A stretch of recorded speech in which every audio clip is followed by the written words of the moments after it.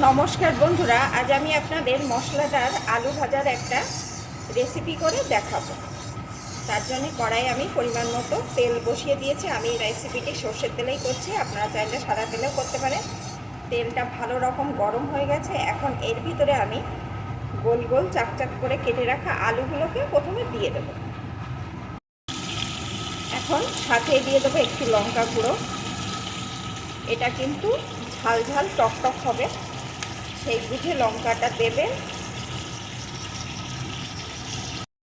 পরিমাণ মতো হলুদ গুঁড়ো,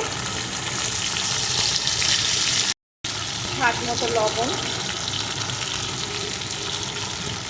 এখন আলুগুলো এইভাবে নাড়িয়ে নাড়িয়ে সুন্দরভাবে প্রথমে ভেজে নেব।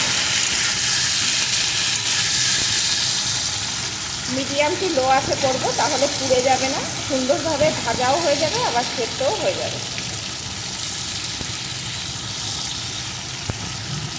এইভাবে একটা একটা করে পাতিয়ে দেবো, তাহলে সুন্দরভাবে প্রতিটা আলু সেদ্ধ হয়ে যাবে।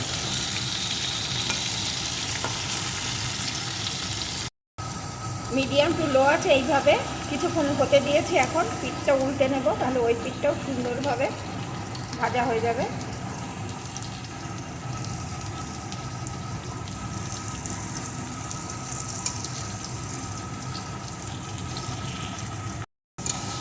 এপিট ওপিট করে আলুগুলো আমি সুন্দরভাবে ভেজে নিয়েছি। আলুগুলো কিন্তু একদম সিদ্ধ হয়ে গেছে। লক্ষ্য রাখতে হবে আলুগুলো যেন সিদ্ধ হয়ে যায়, অথচ একদম ভেঙে না যায়। তাই এইভাবেই মিডিয়াম টু লো আছে সব আলুগুলো ভাজতে হবে। এখন আলুগুলো ভাজা হয়ে গেছে, এখন আলুগুলো আমি একটা পাত্রে তুলে নেব। তাহলে বন্ধুরা, একটা লাইক দিয়ে ভিডিওটি ফুল ওয়াচ করুন যদি আপনারা বাড়িতে এরকম মশলাদার আলু তৈরি করতে চান। আলুগুলো তুলে নিয়ে আমি ফিরে আসছি। আলুগুলো কিন্তু এখনও আমার বাকি আছে, দেখতে থাকুন। ভাজা আলুগুলো তুলে নিয়েছি। এখন এই তেলের ভিতরে দিয়ে দেবো একটা পেঁয়াজ কুচি। পেঁয়াজ কুচিটা একটু ভেজে নেব, একদম লাল লাল করবো না।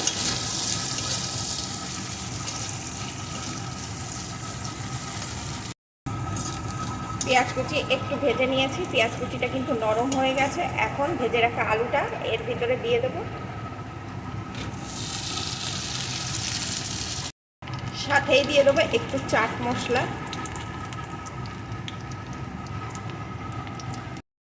দিয়ে দেবো একটু পাতিলেবু রস। এখন মিশিয়ে নেব।